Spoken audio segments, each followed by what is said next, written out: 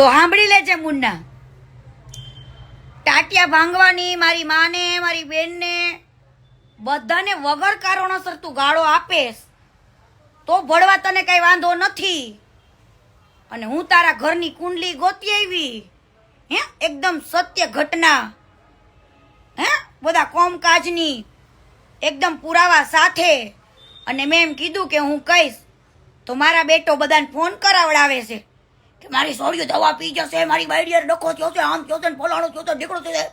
એ ભાઈ કઈ કરો, કઈ કરો. કોઈ ભાઈ કઈ નહીં કરે, કોઈ નહીં કરે. શું કીધું? મારી માને મારી બેનને દેતો હશું ગાળો. તારે દવા પીવાના મન તો અમારા મા બાપને થતા હોય.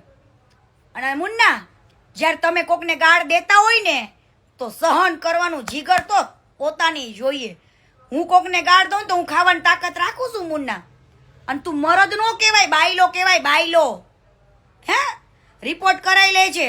આ મૂછો ખોટી ઉગતી લાગે. અત્યારે કળિયુગમાં બાયો ને ઉગે તો નવાઈ નથી તારે.